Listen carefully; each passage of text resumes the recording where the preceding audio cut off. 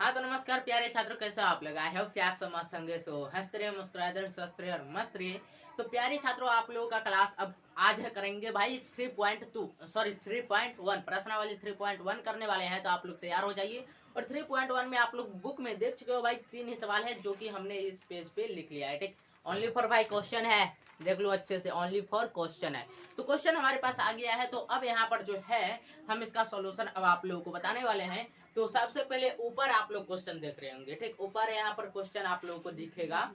तो ऊपर आप लोग क्वेश्चन देख रहे होंगे कि आफ्ताब अपनी पुत्री से कहता है कि 7 वर्ष पूर्व मैं तुमसे 7 गुनी आयु का था, अब से 3 वर्ष बाद मैं तुमसे जो है 3 गुनी आयु का रह जाऊंगा। ठीक, और ये जो है एक मनोरंजन टाइप का है, लेकिन यहाँ पर ये क्वेश्चन है। ठीक, तो कह रहा है कि इस स्थिति को, ये जो स्थिति है कि 7 वर्ष पूर्व आफ्ताब जो है अपनी पुत्री से 7 गुनी आयु का था, लेकिन 3 वर्ष बाद जो है आफ्ताब अपनी पुत्री के 3 गुनी आयु का रह जाएगा। ठीक, तो कह रहा है इस स्थिति को जो है बीजगणितीय एवं ग्राफीय रूप में व्यक्त कीजिए। ठीक, तो इसे हम व्यक्त करने जा रहे हैं। आप लोग भी तैयार हो जाइए। पहले तो ये देख लो कि 7 वर्ष पूर्व आफ्ताब की आयु क्या था, फिर 7 वर्ष बाद आफ्ताब की आयु क्या होगी। ठीक, तो यहाँ पर लिखेंगे माना कि आफ्ताब की आयु x और उसकी पुत्री का आयु y है। ठीक, तो यहाँ पर हम डायरेक्ट लिखते हैं। यहाँ पर क्वेश्चन आप लोगों को दिख रहा होगा भाई यहाँ पे, और यहाँ पर हम लिखते हैं भाई क्वेश्चन का आंसर। ठीक, यानी क्वेश्चन कैसे बनेगा सॉल्यूशन बताते हैं। ठीक, सॉल्यूशन यहाँ पर आप लोगों को हम बता रहे हैं भाई, लिखेंगे माना कि, सपोज डेट क्या लिखेंगे कि माना कि आफ्ताब की आयु, क्या लिखेंगे, माना कि आफ्ताब की आयु, आफ्ताब की आयु कितना है भाई। थोड़ा सा बैकग्राउंड साउंड अगर आए तो थोड़ा सा भाई एडजस्ट कीजिएगा। ठीक है, माना कि आफ्ताब की आयु क्या है x वर्ष, और उसकी पुत्री का आयु y वर्ष है। उसकी पुत्री का आयु y वर्ष है। उसकी पुत्री का आयु y वर्ष है। पुत्री का आयु y वर्ष है।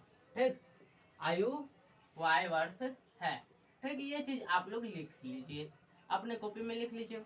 अब यहाँ पर कह रहा है कि आफ्ताब जो है 7 वर्ष पूर्व आफ्ताब की आयु जो है अपनी पुत्री की आयु की 7 गुना था। ठीक, तो यहाँ पर लिख, पहले तो 7 वर्ष पूर्व आफ्ताब की आयु क्या होगी, अपनी पुत्री की आयु के 7 वर्ष पूर्व आफ्ताब की भी आयु और उसकी पुत्री की भी आयु दोनों लिखना है। पहले तो 7 वर्ष पूर्व x-7 आफ्ताब की आयु, अगर वर्तमान में x है तो 7 वर्ष पूर्व जाएंगे तो x से 7 घटाएंगे, और उसकी पुत्री का वर्तमान में y है तो पुत्री का भी तो आयु हम 7 वर्ष पहले पीछे घटाएंगे।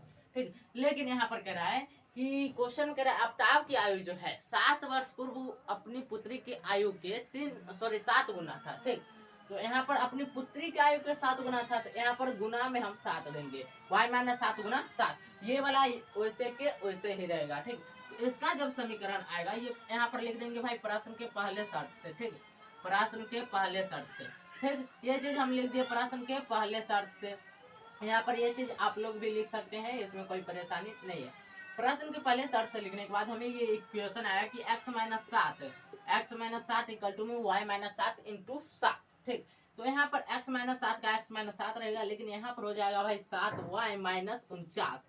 ठीक, अब एक काम करते हैं भाई, ये -7 है -49 है, एक काम इसलिए करते हैं ये काम कि हम करते हैं 7y को इधर कर लेते हैं। ठीक, तो यहाँ पर हो जाएगा x, ये 7y इधर लाएंगे तो -7y हो जाएगा। ठीक, बराबर, ये -49 है तो -49 रहने देते हैं, और ये -7 को इस तरफ लाएंगे बराबर के इस साइड, तो क्या हो जाएगा भाई +7 हो जाएगा। ठीक, तो हमारे पास इक्वेशन निकल के आने वाला है x-7y इक्वल टू में -42।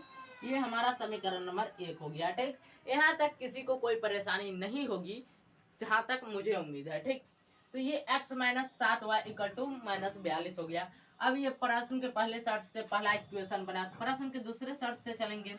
तो प्रश्न के दूसरे शर्त से, प्रश्न के दूसरे शर्त से, दूसरे शर्त से ये भाई, ये जो कह रहा है ना बीजगणितीय और ग्राफीय रूप में व्यक्त कीजिए, तो भाई बीजगणितीय रूप में ये आ गया, एक बीजगणितीय रूप में आ गया, दूसरा आने वाला है। तो प्रश्न के दूसरे शर्त से, प्रश्न का दूसरा शर्त कह रहा है कि आफ्ताब की आयु 3 वर्ष बाद जो है अपनी पुत्री की आयु के 3 गुना ही रह जाएगा। तो 3 वर्ष बाद, तो यहाँ पर आफ्ताब की आयु x माने तो x+3 इक्वल टू में पुत्री का आयु y माने तो y+3। ठीक, पुत्री का आयु का 3 गुना ही रह जाएगा क्या, आफ्ताब की आयु। ठीक, 3 वर्ष बाद, तो गुना में 3 देंगे, यहाँ y+3 गुना 3, तो यहाँ पर हमारे पास आने वाला है x+3 इक्वल टू क्या आ गया भाई 3y+3 9। ठीक। तो यहाँ पर 3y को हम इधर लाएंगे तो यहाँ पर हमारे पास हो जाएगा भाई x, ये 3y इधर आएगा तो -3y हो जाएगा। ठीक, बराबर का बराबर देंगे और 9 तो था ही, लेकिन ये +3 को बराबर के साथ करेंगे तो -3 हो जाएगा। ठीक, तो आगे हमें जो इक्वेशन मिलने वाला है, ठीक है, यहाँ पर अब यहाँ पर आ जाना है। आगे जो हमें इक्वेशन मिलने वाला है वो क्या मिलने वाला है भाई, x - 3y, x - 3y का x - 3y और 9 में से 3 जाएगा भाई 6 हो जाएगा। तो यहाँ पर लिखेंगे माइनस नहीं, 9 में से 3 जाएगा 6 तो डायरेक्ट 6। ये हमारा समीकरण नंबर 2 हो गया, बीजगणितीय रूप में हमारा आ गया।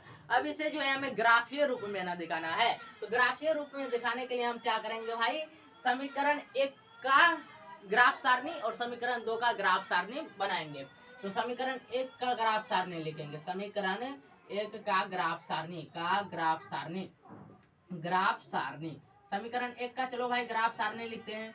समीकरण 1 का ग्राफ सारणी के लिए हम क्या करेंगे, x और y के लिए एक टेबल बनाएंगे। ठीक, तो x और y के लिए हमने एक टेबल बनाना स्टार्ट कर दिया है, तो आप लोग भी अपने पेन पेपर से स्टार्ट कर दीजिए। ठीक, टेबल कुछ इस प्रकार से बनाना है, एक में x एक में y रख देना है। ठीक, और 2 टेबल ले लेते हैं, 3 टेबल ले या फिर 2 टेबल, 3 टेबल अच्छा रहेगा तो इसलिए हम 3 टेबल ले लेते हैं। ठीक, 3 टेबल ले लिए और यहाँ पर अब आप लोग को जो है इस टेबल को भरना है।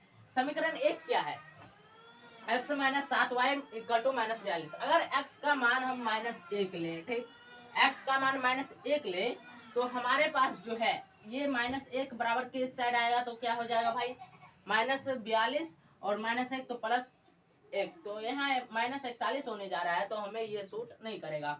एक काम करेंगे भाई, यहाँ पर हम अच्छा रहेगा कि हम यहाँ पर -7 ले लेते हैं। ठीक है भाई, -7 ले लेते हैं। -7 लेंगे तो हमारे पास क्या हो जाएगा भाई, -7 x के जगह -7 रखेंगे। सपोज दैट यहाँ पर समीकरण हम लिख लेते हैं x - 7y = में -42। ठीक, ये रफ का काम कर रहे हैं, तो यहाँ पर -7 x के जगह पर रखेंगे तो -7y = -42 हो गया। ठीक, तो यहाँ पर जो है -7, तो ये -7y यहाँ पर रहने दे देंगे और -7 इधर आएगा तो -42 +7 हो जाएगा। ठीक है, तो यहाँ पर जो है -7y = में हमें निकल के आ जाएगा -35 और यहाँ पर से कैंसिल आउट करेगा तो 7 एकम 7, 7 पचे 35, माइनस पहले से कैंसिल आउट हो जाएगा। तो यहाँ पर y का मान आ जाएगा भाई 5। क्या आ जाएगा, 5। तो y का मान कितना आ गया भाई, 5। ठीक, अब x का मान 0 रख करके देखते हैं। ठीक, x का मान अगर हम 0 लेते हैं तब क्या आता है हमारे पास, तो वो भी करके देख लेते हैं भाई, वो भी करके देख लेते हैं। ठीक, x का मान अगर 0 लेते हैं तो x 0 हो जाएगा, तो 0 - 7y = क्या हो जाएगा भाई, -42। 0 का कोई महत्व नहीं, 0 साइड हो जा भाई, 0 साइड हो गया तो यहाँ से माइनस माइनस कैंसिल आउट कर दो, 7 एकम 7, 7 छक्का 42, कितना हो गया भाई, y = में 6 आ गया, तो y = में 6 दे दो भाई। अब यहाँ पर हम करने जा रहे हैं अब 7, अब हम लेंगे क्या भाई 7, x की जगह पर 7 ले लेते हैं। अब देखते हैं क्या होने वाला है। ठीक, x की जगह पर हम 7 लेते हैं तो यहाँ पर 7 - 7y = में क्या हो जाएगा भाई, -42। तो यहाँ पर 7 - 7y तो है ही, -7y रहने देते हैं और ये 7 जो है इधर बराबर किस साइड आएगा तो -42 - 7 हो जाएगा। ठीक, तो यहाँ पर -7y = में आ जाएगा भाई, माइनस माइनस है तो जोड़ की क्रिया होगी, तो यहाँ पर हो जाएगा -49, माइनस माइनस कैंसिल आउट यहाँ से और 7 एकम 7, 7 7 49 हो जाएगा, यानी कि y का मान जो हमारे पास आने वाला है वो 7 आ गया। क्या आ गया भाई, 7 आ गया। तो यहाँ पर हम लिखेंगे 7। ये हमारा समीकरण 1 का ग्राफ सारणी बन गया। अब समीकरण 2 के लिए ग्राफ सारणी बनाएंगे, तो इससे पहले हम इसको मिटा देते हैं, रफ वाला जो काम किए इसको मिटा दिए। अब यहाँ पर लिखेंगे भाई समीकरण 2 के लिए ग्राफ सारणी, या फिर समीकरण 2 का ग्राफ सारणी लिखेंगे। ठीक, समीकरण 2 का भी तो ग्राफ सारणी बनाना है, तो लिखेंगे भाई समीकरण 2 का ग्राफ सारणी। अब यहाँ पर देखो ये कैसे बनेगा, ये भी बहुत सिंपल है, बना लोगे भाई। यहाँ पर एक चीज देखो, यहाँ पर जो है समीकरण 1 में हम 3 टेबल लिए, तो यहाँ पर हमें समीकरण 2 में भी हमें 3 टेबल लेना पड़ेगा, चाहे आप जबरदस्ती लो या फिर अपने मन से लो, 3 टेबल तो भाई लेना ही पड़ेगा। ठीक, तो यहाँ पर हम 3 टेबल ले लेते हैं। ठीक प्यारे बच्चों, 3 टेबल यहाँ पर हमने ले लिया, एक टेबल में यहाँ एक्स वाई लिख दिए। अब हमारे पास बचा 3 टेबल जिस प्रकार इसमें था। ठीक, समीकरण 2 क्या है, x - 3y = 6। तो यहाँ पर x की जगह पर अब हम क्या लेंगे भाई, x के जगह पर ले लेते हैं भाई 3, x की जगह पर 3 लेंगे तो ये यहाँ पर सपोज दैट x - 3y है = में 6, तो x के जगह पर 3 ले लिए तो भाई 3y = कितना आ गया 6। अब यहाँ पर -3y = क्या हो जाएगा भाई 6 - 3, क्योंकि ये 3 इधर आएगा तो -3 हो जाएगा। ठीक, घटाओगे 6 में से 3 जाएगा, कितना हो जाएगा भाई, 6 में से 3 जाएगा 3, तो यहाँ पर डायरेक्ट हम लिख देते हैं भाई 3। जब 3 हो गया तो अब यहाँ पर से देखो भाई, यहाँ पर 3 एकम 3, 3 एकम 3, ये cancel out, minus Y equal to हो गया भाई 1, यहाँ पर 3 3 कट गया, तो अब यहाँ पर क्या बचा भाई, 1 बचा। ठीक, क्या बचा 1, ये भी साइड हो जा भाई, 2 भी साइड हो गया। अब ये माइनस वाई इक्वल टू 1 आ गया, अब इस माइनस को उठा करके फेंक दो इधर, तो वाई इक्वल टू माइनस 1 आ गया। ठीक, तो 3 हम लिए तो वाई इक्वल टू माइनस 1 आ गया, तो माइनस 1 पर यहाँ पर बनाते हैं। ठीक, नेक्स्ट अब चलते हैं नेक्स्ट समीकरण में, देखते हैं x माइनस 3y है, ठीक, इक्वल टू में क्या है भाई 6। अब यहाँ पर हम करते हैं 0 ले लेते हैं, x के जगह पर 0 ले लेते हैं, x के जगह पर जब 0 लेते हैं हम, तो हमारे पास आ जाता है माइनस 3y इक्वल टू 6। 0 आ गया तो भाई इसका तो कोई मान नहीं, ये 0 गायब हो गया। माइनस है तो माइनस रहने दो भाई, यहाँ 3 कम 3, 3 दूना 6 कैंसिल आउट, तो माइनस वाई इक्वल टू आ गया भाई 2, क्या आ गया 2, और माइनस को उधर उठा करके फेंक दोगे तो क्या हो जाएगा भाई -2, तो माइनस को उधर उठा करके फेंके तो -2, तो y का मान यहाँ पर क्या आ गया -2। ठीक, अब हम यहाँ पर क्या करेंगे भाई, y equal to sorry x equal to, अब नेक्स्ट हम लेंगे। ठीक, x इक्वल टू हम ले लेते हैं, अब क्या भाई, अब x इक्वल टू हम ले लेते हैं भाई -3, क्या ले लेते हैं -3, तो यहाँ पर लेते हैं x इक्वल टू, मान के चलो -3 सपोज डैट हमने लिया, तो -3 लेते हैं, क्या होने वाला है, -3 लेंगे तो ये -3y इक्वल टू हो जाएगा 6, -3y इक्वल टू क्या हो जाएगा भाई, ये -3 इधर आएगा तो क्या हो जाएगा भाई 6 + 3, यानी कि 6 + 3 6 3 कितना हो जाएगा 9, क्या हो गया भाई 9, 6 3 9 हो गया। अब यहाँ से कैंसिल आउट करेंगे तो 3 कम 3 3 3 9, कट कुट कर क्या आ गया भाई, यहाँ पर 3 आ गया, क्या आ गया 3। तो अब देखो भाई ये -y इक्वल टू 3 आ गया, तो माइनस को उठा करके इधर फेंको तो y इक्वल टू क्या आ गया -3 आ गया, तो यहाँ पर हमारे पास क्या आ गया -3। अब देखो भाई -3 लिए तो -3 आ गया। अब हम यहाँ पर करने वाले हैं एक अच्छा खासा काम, कि अब इसका जो है ग्राफ खींचा जाएगा, तो ग्राफ खींचने के लिए अब हमें जगह चाहिए, जगह जो कि नहीं है, तो पहले तो आप लोग इसका स्क्रीनशॉट ले लो, ग्राफ अभी जस्ट इधर खींचेंगे, इस साइड के इस साइड खींचेंगे ग्राफ, तो आप लोग फटाफट से पहले इसका स्क्रीनशॉट ले सकते हो, मुझे उम्मीद है भाई आप लोग स्क्रीनशॉट ले चुके होंगे। तो अब हम ग्राफ खींचने के लिए जा रहे हैं। ठीक, आप लोग तैयार हो भाई, पहले तो मिटाना पड़ेगा भाई, रजिस्टर इधर है, तो अब इसका जो है हम ग्राफ खींचेंगे, तो चलो भाई ग्राफ के लिए आप लोग तैयार हो जाओ, और हम भी तैयार है, ग्राफ इसका अब खींचा जाएगा, और जो कि एक मेन पॉइंट रहता है ग्राफ खींचना, वो ग्राफ अब खींचा जाएगा अच्छे से। एक सेकेंड भाई, थोड़ा सा बैकग्राउंड साउंड गेट का आ रहा होगा, एक सेकेंड रुक जाओ। तो यहाँ पर जो है हम मिटा रहे थे भाई, तो यहाँ पर आप लोगों को ग्राफ के लिए अब बताने जा रहे हैं ग्राफ कैसे बनेगा भाई। ग्राफ के लिए तो ग्राफ भाई बनाना पड़ेगा, तो एक काम करते हैं, ग्राफ के लिए ये जो है आप लोग अक्सर देखे होंगे, अक्सर ये चीज आप लोग गौर किए हैं, ग्राफ कैसे बनता है भाई, गौर किए हो, फटाफट से बताओ। थोड़ा सा जो है इनके यहाँ पर देना पड़ेगा, क्योंकि आप लोग को दिख नहीं रहा होगा अच्छे से, क्लियर नहीं दिख रहा होगा, तो यहाँ पर फिर से हम इसको बनाते हैं। ठीक, ये जो होता है ग्राफ का जो ये होता है, ये अब फिर से बनाते हैं।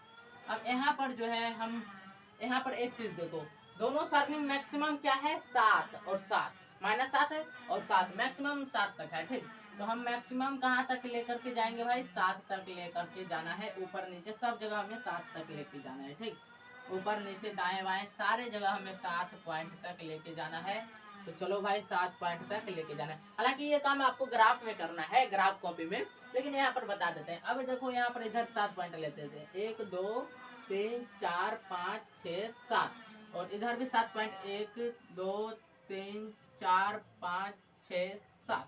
ठीक, नीचे भी 7, 1 2 3 4 5 6 7, ऊपर भी 7, 1 2 3 4 5 6 7।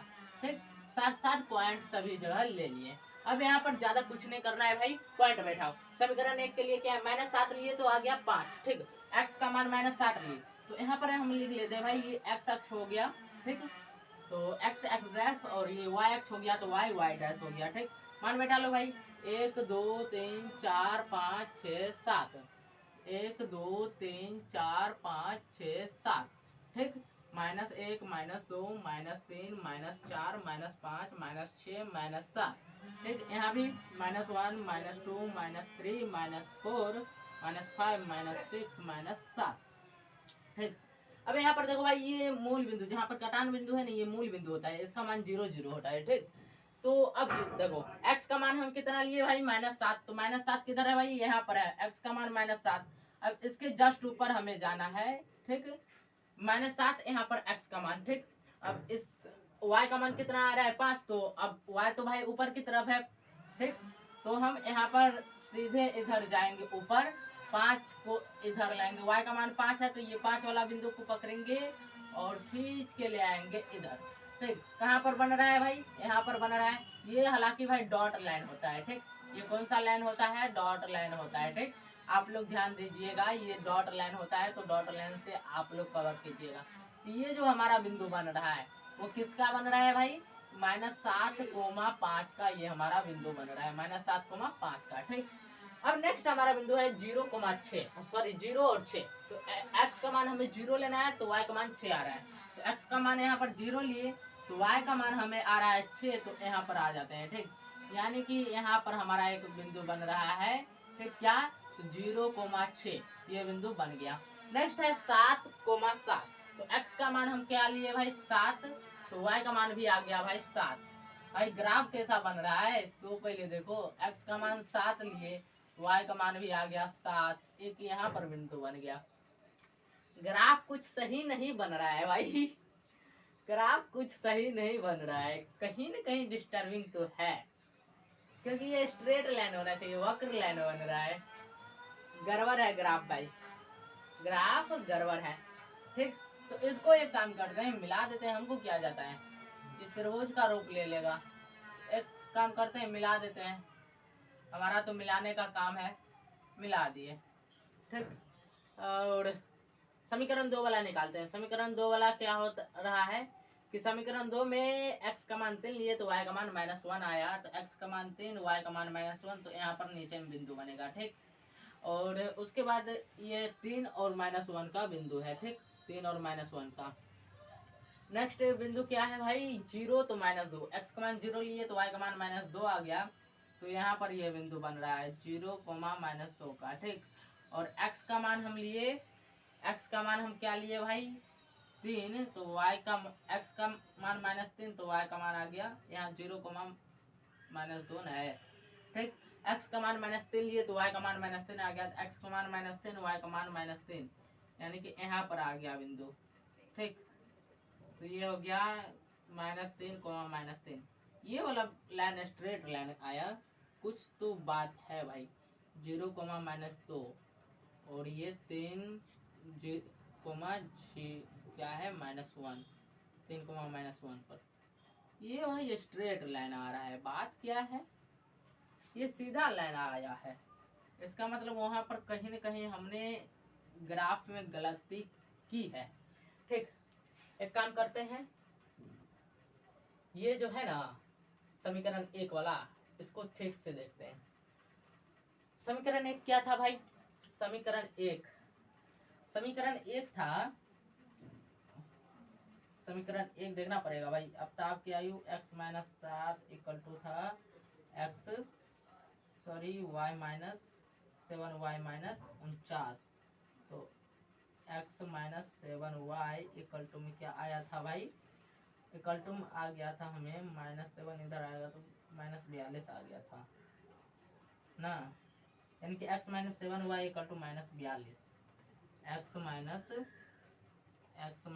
7y इक्वल टू -42, ये आ गया था हमारा समीकरण 1। तो समीकरण 1 में अगर x के ऊपर -7 रखें, तो यहाँ पर हमें -7 रखें प्लस, बात तो सही है भाई, यहाँ तो मिल रहा है, गड़बड़ कहाँ हो रहा है तब। 7, x का मान -7 रखें, यहाँ पर -7y इक्वल टू में आ गया भाई -42, -7 इधर कर दिया, तो -7y इक्वल टू -42 प्लस 7, यहाँ पर हो गया -7y equal to -35, cancel out किए, 5 7 35, तो y का मान 5, ये ठीक है।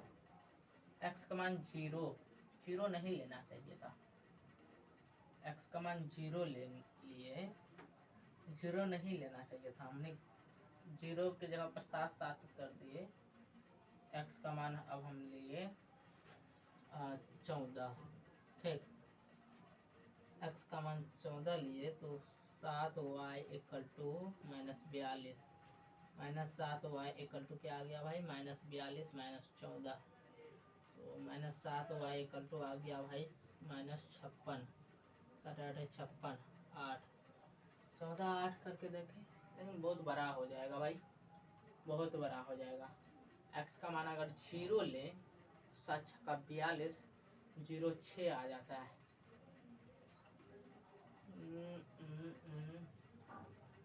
गलती तो कहीं ना कहीं है। ओहो, एक्स का मान 7 लिए तो वाई का मान भी 7 आया। हाँ हाँ, अरे भाई यहाँ पर -7 में किए, यही तो हमने गलती की ग्राफ में। ग्राफ सारणी सही है भाई, ग्राफ सारणी सही है, गलती हमने यहाँ पर किया। ठीक, यहाँ पर ऐसे नहीं होगा। एक्स का मान जो है हमने 7 लिया। ठीक, एक्स का मान क्या लिया, 7, तो वाई का मान भी 7 आया। ठीक, एक्स का मान 7 लो और वाई का मान 7 लो, यहाँ पर आएगा बिंदु। ठीक, अब ये आ जाएगा स्ट्रेट लाइन में, आ गया स्ट्रेट लाइन। चलो भाई, हो गया ये भी, इसका भी कमाल रख लिए भाई। यानी कि ये स्ट्रेट लाइन और एक दूसरे के समांतर रहे। ठीक, समांतर नहीं होंगे तो एक दूसरे को कहीं ना कहीं प्रतिच्छेद करेंगे, इस पर ज्यादा हमें बातें नहीं करनी है। लेकिन देखो भाई, ग्राफ खींचा गया, हमने मिस्टेक किया, 7 7 लेना था, लेकिन हमने इधर 7 और -7 और 7 ले लिया, जो मेरा भाई भयंकर मिस्टेक था। ठीक, तो ये भाई मिस्टेक हुआ, तो ये आपका स्ट्रेट लाइन आ गया। ऐसे ही ग्राफ बनेगा और बीजगणितीय रूप यही रहे, मतलब समीकरण आप निकाल लोगे, समीकरण निकालना बीजगणितीय रूप, और ग्राफ सारणी बना करके आप इसका ग्राफ खींच सकते हो। ठीक, मुझे उम्मीद है क्लियर आप लोग समझ गए होंगे, थोड़ा सा स्क्रीनशॉट हो जाए। चलो अब नेक्स्ट क्वेश्चन को देखते हैं, इसको मिटा दिया जाए। नेक्स्ट क्वेश्चन अब आप लोग आसानी से बना लोगे। ठीक, हमें बस थोड़ा सा आप लोग की सहायता करनी पड़ेगी, क्या, तो बताना पड़ेगा थोड़ा सा। ठीक, एक क्वेश्चन हम वर्क में दे देंगे, 2 क्वेश्चन बता देते हैं। ठीक, यहाँ पर देखो भाई, नेक्स्ट क्वेश्चन आप लोगों को देखने को मिल रहा होगा स्क्रीन पे। ठीक, यहाँ पे देखने को मिल रहा है, आप लोगों को देखने को मिल रहा है कि क्रिकेट टीम के एक कोच ने जो है 3900 रुपये में 3 बल्ला तथा 6 गेंदे खरीदी। बाद में उसने एक और बल्ला तथा उसी प्रकार की 3 गेंदे जो है 1300 रुपया में खरीदी। तो कह रहा है इस स्थिति को बीजगणितीय और ग्राफीय रूप में व्यक्त कीजिए। सिंपल सा है भाई, माना कि बल्ले का मूल्य x रुपया और गेंद का मूल्य y रुपया है। ठीक, यही करना है। यहाँ पर लिखेंगे भाई, माना कि बल्ले का मूल्य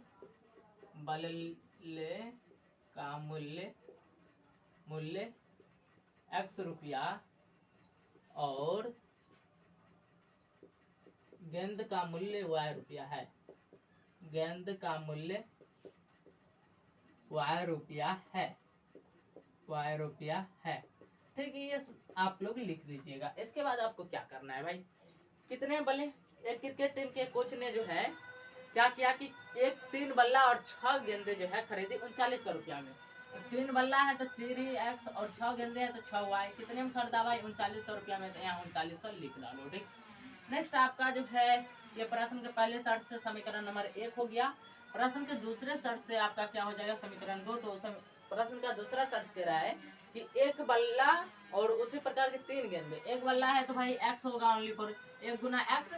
ठीक, तो एक बल्ला यानी कि x प्लस 3 गेंदे हैं। ठीक, तो 3y इक्वल टू कितना हम खरीदा भाई, 1300 में, तो 1300 यहाँ पर दे दो, समीकरण नंबर 2 हो गया। ठीक, अब आपको ये बीजगणितीय रूप में आ गया। अब इसका ग्राफ सारणी बनाना है। ठीक, तो लिखेंगे भाई समीकरण 1 का ग्राफ सारणी, समीकरण 1 का ग्राफ सारणी, 1 का ग्राफ सारणी। ठीक, समीकरण 1 का ग्राफ सारणी, ये बहुत जल्द हो जाएगा। ठीक, इसमें ग्राफ सारणी के लिए आपको वही काम करना है, टेबल वाला बनाना है। तो हमने यहाँ पर 2 ले लिए। ठीक, तो यहाँ पर अब क्या किए, x और y। ठीक, समीकरण 1 के लिए ग्राफ सारणी बना रहे हैं, तो समीकरण 1 में 3x plus 6y equal to 3900 है।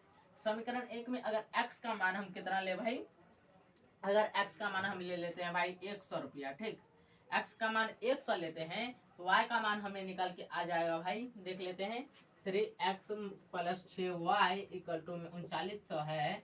तो यहाँ पर x का मान 3 गुना 100 प्लस 6y इक्वल टू 3900। ठीक, तो यहाँ पर क्या हो जाएगा भाई, 3 और 100 गुना करेंगे तो 300 हो जाएगा, तो यहाँ पर डायरेक्ट लिखो भाई 300। अब प्लस 6y है तो 6y यहाँ पर रहने दो, 300 के इधर करोगे तो 3900 माइनस 300 हो जाएगा। ठीक, सिंपल सा है भाई। तो 6y इक्वल टू क्या आ गया भाई, 3600। कितना आ गया, 3600। 6 कम 6, 6 के 3600, 6 36 और डबल जीरो। तो यहाँ पर 600 रुपया y का मान आपको निकल के आ जाएगा। ठीक, अब आपको क्या करना है, x का मान यहाँ पर 100 लिए, अगर हम x का मान 200 लेते हैं, ठीक, x का मान 200 लेते हैं, तो 200 लेंगे तो भाई गड़बड़ा जाएगा, 300 ले लेते हैं डायरेक्ट। ठीक, x का मान हम 300 लेते हैं तो y का मान हमारे पास आ जाएगा 500। कैसे, तो बताओ भाई। यहाँ पर x का मान 300 लेंगे तो 3 तिहाई 900, यहाँ पर कितना हो जाएगा 900 रुपया। ठीक, अब यहाँ पर 3900 में से 900 घटा दो भाई, 900 घटा दिए तो हमारे पास कितना आ जाएगा भाई, 900 घटाओगे तो हमारे पास आ जाएगा 3000 रुपया। 6 5 30, ठीक, तो 500 रुपया आ गया, तो यहाँ पर 500 आ जाएगा। समीकरण 1 का ग्राफ सारणी हमें हो गया। हमने इस बार मैक्सिमम 2 ही लिए, कोई बात नहीं, मैक्सिमम 2 इसीलिए लिए कि ताकि आप लोगों को ज़्यादा टाइम नहीं ले पाए और अच्छे से आसानी से हो भी जाए। ठीक, अब समीकरण 2 के लिए ग्राफ सारणी बनाएंगे। ठीक, तो समीकरण 2 के लिए ग्राफ सारणी, 2 के लिए ग्राफ सारणी, समीकरण 2 के लिए ग्राफ सारणी, समीकरण 2 के लिए ग्राफ सारणी देखो भाई कैसे बनेगा।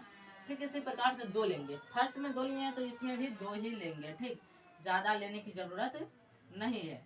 ठीक, तो यहाँ पर हो जाएगा भाई क्या, अब यहाँ पर x y। ठीक, अब यहाँ पर देखो भाई, x का मान अगर हम लेते हैं कितना भाई 300, 300 नहीं ले तो कितना ले भाई 200 ले, 100 ले, 100, 100 इसमें भी ले लेते हैं। ठीक, x का मान यहाँ पर लिए 100, तो y का मान हमारे पास कितना आ जाएगा, समीकरण 2 है भाई x plus 3y equal to में है भाई 1300, क्या है 1300। तो x का मान 100 लिए तो प्लस 3y इक्वल टू में क्या हो गया भाई 1300। ठीक, तो यहाँ पर 100 इधर आएगा माइनस में, तो 3y इक्वल टू 1300 माइनस 100। ठीक, अब 13 में से 100 जाएगा, कितना हो जाएगा भाई 1200। ठीक, अब यहाँ से कैंसिल आउट करो, 3 चौका 12 यानी कि 400, y का मान कितना आ गया 400, यहाँ पर लिखेंगे भाई 400। ठीक, नेक्स्ट आपका जो है, नेक्स्ट क्या है, नेक्स्ट इसी समीकरण में अब ले लेते हैं x का मान, x plus 3y equal to 1300 है, तो यहाँ पर x का मान हम 200 ले ले, 200 तो नहीं 300, 300 भी नहीं काम करेगा, 400 ले लेते हैं। इस बार x का मान हम ले लेते हैं 400। ठीक, फिर 400 पर देखते हैं कितना आता है, तो x का मान 400 ले लेते हैं। ठीक, x मान कितने लिया 400, तो यहाँ पर 400 लिखो भाई, 400 लिखेंगे तो यहाँ से 400 माइनस होगा, 400 माइनस होगा तो यहाँ पर हमारे पास आ जाएगा कितना भाई 900 आ जाएगा। अब 3 तिहाई 900 तो आ जाएगा हमको 300। ठीक, तो यहाँ पर आ गया 400 लिए तो हमें आ गया y का मान 300। अब ग्राफ सारणी बनाया जाए, तो ग्राफ सारणी के लिए, ग्राफ सारणी तो हो गया भाई, अब ग्राफ बनाया जाए। ठीक, ग्राफ बनाया जाए, तो चलो भाई ग्राफ बनाते हैं, फटाफट से तैयार हो जाओ। ग्राफ के लिए इधर हमने टेबल बनाना स्टार्ट कर दिया। ठीक, यहाँ पर जो है हमें मैक्सिमम, यहाँ पर देखो कितना है 600 तक गया है। ठीक, तो ऊपर नीचे सभी जगह 600 तक हमें लेकर के जाना पड़ेगा भाई, 600 तक गया है तो 600 तक तो ले जाना पड़ेगा। ठीक, ऊपर नीचे सभी जगह हमें 600 तक ले जाना पड़ेगा। तो यहाँ पर हमने बना लिया x डैश और x वाला, ठीक, y और y डैश वाला। ठीक, अब यहाँ पर ज्यामितीय रूप में इसको प्रदर्शित करें, इसी को कहते हैं ग्राफीय रूप। यहाँ पर ये मूल बिंदु हो गया, ये 100, ये 200, ये 300, ये 400, ये 500, ये 600। ठीक है, ये 100, 200, 300, 400, 500, 600, ये भी 100, 200, 300, 400, 500, 600, ये भी 100, 200, 300, 400, 500, 600।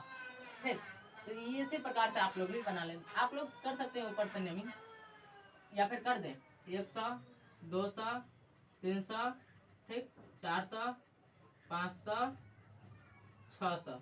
लेकिन ये सभी गजगजा आ जाएगा भाई, फिर पीछे माइनस लगा तो ये सभी गजगजा आ जाएंगे। ठीक, जगह का भी अभाव है तो आप लोग क्लियर कर लीजिएगा। ये सभी 100, 200 के फॉर्म में है। ठीक, सभी बिंदु 100, 200 के फॉर्म में है। ठीक, ये क्लियर रखो, सभी बिंदु 100, 200 के फॉर्म में। अब यहाँ पर देखो समीकरण 1 में ये x का मान 100 लिए तो y का मान कितना आया 600, x का मान 100 यहाँ पर है। ठीक, तो y का मान कितना आया 600, 1 2 3 4 5 6, 6 यहाँ पर है तो 600 का यहाँ पर बिंदु आएगा। ठीक, तो मेन बिंदु कहाँ पर बना है यहाँ पे। ठीक, नेक्स्ट आपका देखो x का मान हम 300 लिया तो y का मान आ गया 500, तो x का मान 300 लियो भाई, तो x का मान 300, तो y का मान आ गया भाई 500, तो यहाँ पर बिंदु बनेगा। ठीक, कहाँ पर बनेगा? यहाँ पे। चलो भाई ये वाला ग्राफ बना दो। x का मान 100, तो y का मान कितना आया? 600।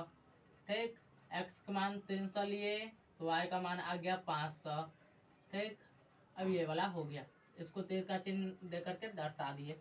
नेक्स्ट आपका जो है x का मान 100 लिए, समीकरण 2 के लिए x का मान 100 लिए, तो y का मान आ गया 400। x का मान 100 लो, तो y का मान आ गया भाई 400, तो यहाँ पर बिंदु बनेगा, यहाँ पर बन गया। ठीक, दूसरा है x का मान 400 लिए, तो y का मान 300 आ गया। भाई x का मान 400 लो, 400 यहाँ पर है, तो x का मान 400 लिए, तो y का मान 300 आ गया ना, यहाँ पर लो आएगा भाई 400 300 वाला। इसका ग्राफ कुछ इस प्रकार से बना। अब देखो भाई ये एक दूसरे को कहीं ना कहीं काट देगा, जाकर के सिंपल से काट देगा, तो हमें उतना दूर नहीं जाना है, जो हमें ग्राफ खींचा है वही दर्शाना है। तो 100 और 400 है, समीकरण 2 में क्या है? 100 और 400, तो ये वाला यहाँ पर लिख देंगे। ठीक, और नेक्स्ट बिंदु है 400 और 300, तो यहाँ पर लिख देते हैं 400 और 300। ठीक, पहले x वाला लिखा था फिर y वाला, तो ये हमने लिख दिया बिंदु है। ठीक, अब यहाँ तक हमको ग्राफ खींचना था, हमने ग्राफ खींच दिया। अब आप चाहो तो ये जो रेखा है ना, इस पर समीकरण भी लिख सकते हो। ठीक, जैसे समीकरण हमारे पास क्या है भाई? 3x plus 6y equal to 900, तो यहाँ पर हम लिख देते हैं 3x plus 6y equal to 900। ये जो है 900 नहीं है भाई, 3900 है, 3900। ये हमारा समीकरण 1 हो गया। ठीक, और ये समीकरण 2 का जो लाइन है वो है x plus 3y equal to 1300, तो x plus 3y equal to 1300, ये समीकरण 2 वाला लाइन है, तो ये हम यहाँ पर लिख दिए। ठीक, अब क्लियरली समझ गए। हालांकि ये वाला जो है इसके ऊपर लिखना चाहिए था और ये समीकरण इसके ऊपर, लेकिन चलो भाई जगह का अभाव है, फिर भी समझ में आ गया कि ये समीकरण 2 का लाइन है, ये समीकरण फर्स्ट का लाइन है। ठीक, तो यहाँ तक क्लियर समझ गए होंगे, तो आप लोग स्क्रीनशॉट ले सकते हैं भाई। आप लोगों को क्वेश्चन भी दिख रहा होगा, मुझे उम्मीद है भाई आप लोग स्क्रीनशॉट ले चुके होंगे। तो अब आ जाते हैं सामने। अब यहाँ पर देखो भाई नेक्स्ट क्वेश्चन है, 2 केजी सेब और 1 केजी अंगूर का मूल्य जो है किसी दिन 160 रुपया हो जाता है, 160 रुपया रहता है। ठीक, लेकिन 1 महीना के बाद जो होता है 4 केजी सेब और 2 केजी अंगूर का मूल्य जो है 300 रुपया हो जाता है। अब कहता है इस स्थिति को बीजगणितीय तथा ज्यामितीय रूपों में व्यक्त कीजिए। ज्यामितीय मतलब क्या? ग्राफीय रूपों में। ठीक, तो इस क्वेश्चन को आपको जो है खुद ही बनाना पड़ेगा। स्क्रीन पर ये जो है, हम इस क्वेश्चन को एक काम करते हैं, स्क्रीन पर दिखा देते हैं। हाँ, अब ये क्वेश्चन जो है आपको स्क्रीन पर दिख रहा होगा, ये नीचे वाला उसका आंसर नहीं है भाई, मिटा देते हैं।